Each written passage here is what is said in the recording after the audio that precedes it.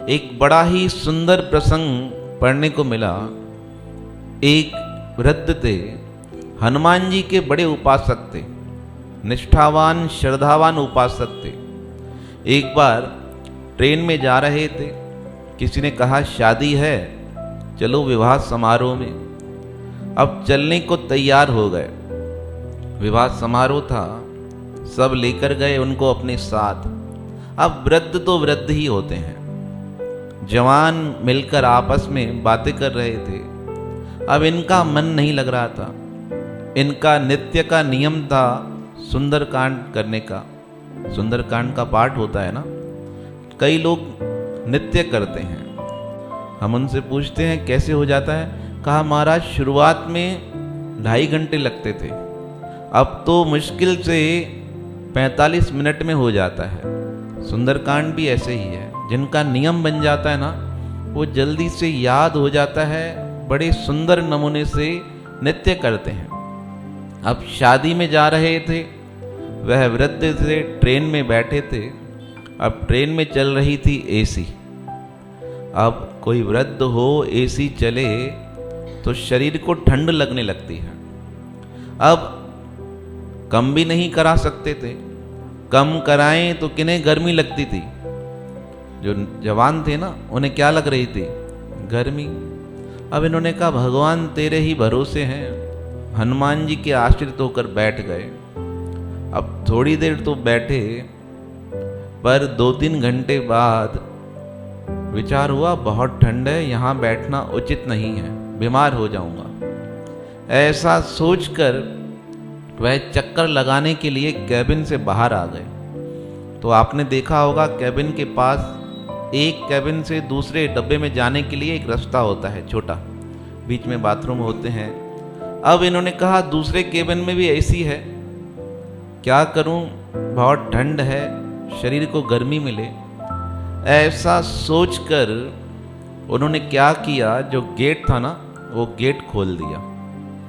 अब शरीर हिलता हुआ वृद्धावस्था में गेट खुल गया। वह प्रयास कर रहे थे बैठने का, पर अचानक से ट्रेन तेज थी, बैठ तो सके नहीं, झटका लगा, सीधा नीचे गिर गए।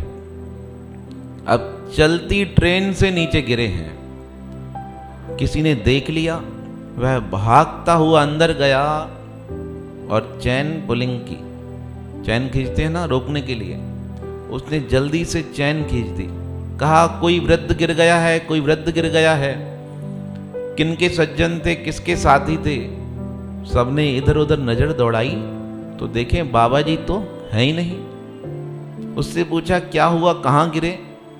कहा जब तक ट्रेन रुकती लगता है वो तो 1-2 किलोमीटर दूर गिरे हैं। अब सबके मन में भय व्याप्त हो गया। कहा यह क्या, बाबा जी तो गिर गए, हम जा रहे थे शुभ काम के लिए और क्या हो गया, अशुभ हो गया, अमंगल हो गया। सबके मन में चिंता होने लगी। किसी अच्छे कार्य के लिए जाओ और दुर्घटना हो जाए तो मन में क्या हो जाता है, वहम पड़ जाता है। यह कैसे हो गया? अब गार्ड के पास आए, लोको पायलट के पास आकर कहने लगे ट्रेन को पीछे लेकर चलो। उसने कहा ट्रेन पीछे कैसे जाएगी? कहा लेकर चलो, हमारे बाबा जी गिरे हैं, अन्य कोई साधन नहीं, कहाँ गिरे हैं पता नहीं है। अब लोको पायलट ने आसपास जो स्टेशन थे छोटे, वहाँ बात की।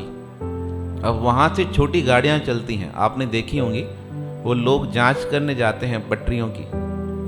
अब उधर से वो पटरियाँ वाली गाड़ियाँ निकली, यहाँ से ट्रेन का इंजन घुमाया गया, ट्रेन पूरी 2 किलोमीटर पीछे लेकर गए। वहाँ पर एक छोटा सा स्टेशन था, उस स्टेशन पर जाकर ट्रेन रुकी। अब जैसे ही ट्रेन रुकी, एक व्यक्ति चिल्ला रहा था, अरे देखो यह कौन गिरा पड़ा है, अरे यहाँ देखो यह कौन गिरा पड़ा है। सबने देखा कौन है, क्या है, कौन चिल्ला रहा है। देखकर जो उसके परिवार वाले थे वो तो गेट पर ही खड़े थे। उनके मन में पहले ही संशय चल रहा था। वह भागते गए, कहा देखें कहीं हमारे बाबा जी तो नहीं है।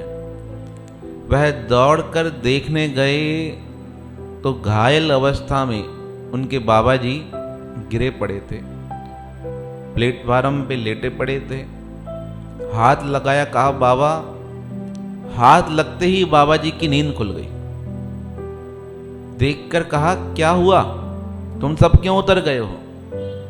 छोटे बच्चे थे, जो नौजवान थे, कहने लगे बाबा आप गिर गए थे, हम आपको लेने के लिए यहाँ तक आए हैं, बताओ क्या हुआ।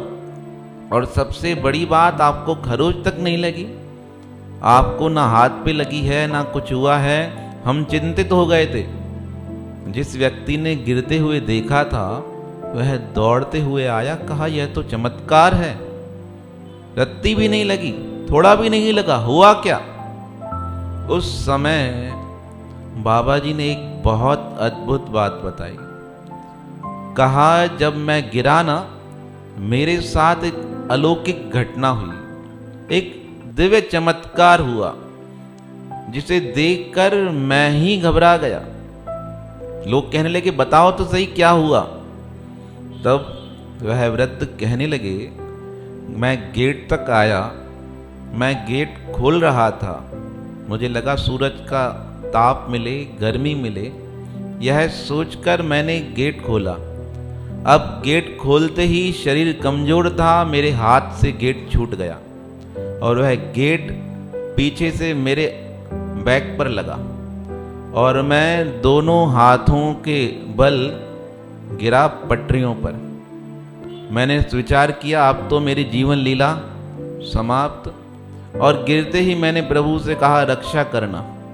कहा ऐसे बोला, अचानक से पता नहीं एक दिव्य आत्मा उसने आकर दोनों हाथ ऐसे फैला दिए। मुझे ऐसा प्रतीत हुआ कि किसी ने मुझे गोदी में पकड़ लिया है। अब मुझे तो कुछ होश ही नहीं रहा, मैं तो समझ गया था कि मेरा तो मरण हो चुका है। पर वह कौन था दिव्य आत्मा जिसने मुझे गोदी में उठाया और उठाकर मुझे यहाँ प्लेटफार्म तक लेकर आए। मुझे बस आभास हो रहा था, एहसास हो रहा था कि कोई मेरे साथ है। का थोड़ी देर मैं यहाँ लेटा रहा और मुझे मेरा नाम बोलकर कहा कि चिंता मत करो, सब ठीक है, तुम्हारे परिवार वाले आके तुम्हें वापस ले जाएंगे। अब लेटा दिया, मुझे तो नींद आ गई। तब सब पूछने लगे वह कौन थे, तुम्हें पता है? कहा अभी जो चिल्ला रहा था ना, किसके मित्र हैं, कौन हैं, जल्दी आओ, लेकर जाओ, लेकर जाओ, वही व्यक्ति थे। अब उसके बालक कहने लगे बाबा जी जब तक हम आप तक आए, आप तक पहुंचे, तब तक तो वह अदृश्य हो चुके थे, हमें तो पता नहीं वह कौन थे। उनकी बात सुनकर बाबा जी को बड़ा जोर से रोना आ गया। इतने में ट्रेन का चालक आकर कहने लगा जल्दी चलो, ट्रेन को लेट हो चुकी है, जल्दी बैठो। तब व्यक्ति ने कहा, जिसने देखा था गिरते समय, कहा बात तो सुन लो, तुम्हें जीवन भर काम आएगी। अब पायलट, ट्रेन को चलाने वाला, वह भी आ गया। कहा बताओ क्या हुआ। तब बाबा जी ने कहा मुझे बचाने वाले और कोई नहीं, मेरे हनुमान जी स्वयं आकर मेरी रक्षा करके गए हैं। तो जो निरंतर परमात्मा का जप करता है ना, जो निरंतर परमात्मा से प्रेम करता है, उसकी रक्षा का भार परमात्मा पर होता है, हम पर नहीं होता। हम ले ही नहीं सकते, हमारी जिम्मेदारी वही उठाते हैं, बस उसके आश्रित हो जाएं। काठियावाड़ के एक महान महापुरुष हुए श्री मेघ स्वामी जी। उनके विषय में कहा जाता है उनके घर के नज़दीक भगवान शंकर का एक विशाल मंदिर था, जिसे त्रिनेत्र महादेव के नाम से जाना जाता था, अर्थात जिनके 3 नेत्र हैं, उन महादेव जी का वह प्रसिद्ध मंदिर था। भक्त मेघ जी निरंतर वहाँ पूजा अर्चना करने जाया करते थे। प्रातःकाल जाते और सायंकाल को लौट आते। एक बार भक्त मेघ नित्य की भांति वहाँ पूजा करने गए। अब उनका घर खाली था। कुछ चोर सामान चोरी करने की इच्छा से मेघ जी के घर आ गए, क्योंकि मेघ जी के पास सामान की कोई कमी नहीं थी। बहुत भक्त उनसे मिलने आया करते थे और श्रद्धा भाव से उनके चरणों में बहुत चीज़ें समर्पित किया करते थे।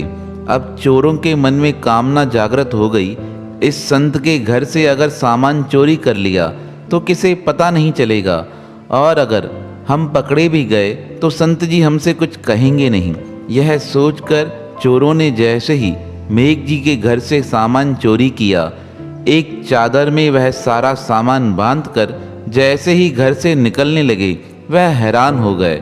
घर के दरवाजे के बाहर आते ही वह देखने लगे, यह क्या, सारा गांव सोना का सोना है, आसपास कोई घर नहीं है। यह देखकर चोर विचार करने लगे, अभी तो यहाँ सारा गांव बसा हुआ था, यह क्या, हमने सामान उठाया, बाहर निकले, सारी जमीन बंजर दिखाई दे रही है। वह पुनः घर के अंदर गए। जैसे ही अंदर पहुँचे वह छत पर चढ़ गए, देखें तो सारा गांव बसा हुआ है, जैसा है वैसे ही है। पुनः सामान उठाकर वह घर से बाहर निकले, पुनः वही दिखाई दे, सारा गांव बंजर का बंजर है, आसपास एक भी घर नहीं है। पुनः वह सामान लेकर अंदर गए, फिर पुनः वह सारा गांव दिखाई देने लगा। वह हैरान होकर सोचने लगे, यह कौन सी लीला है, सामान चोरी के लिए उठाते हैं, सारा गांव बंजर बन जाता है, और जैसे ही अंदर जाते हैं पुनः सारा गांव वैसे का वैसा दिखाई देता है। उन्हें थोड़ी थोड़ी परमात्मा की लीला समझ आने लगी, पर जब मन के ऊपर अंधकार छा जाता है तो विवेक नष्ट हो जाता है, कोई बात समझ नहीं आती है। कोई कितना भी समझाने का प्रयास करे, सारे प्रयास निष्फल चले जाते हैं। यह सोचकर चोर पुनः सामान उठाकर जैसे ही बाहर आने लगे, उन्होंने अपने कंधे पर सामान उठाया और बाहर निकलकर देखा, सारा गांव बंजर का बंजर। अब वह जैसे ही आगे बढ़ने लगे, कुछ कदम बढ़ाते पुनः आगे से घूमकर मेघ जी का घर उनके समक्ष आ जाता।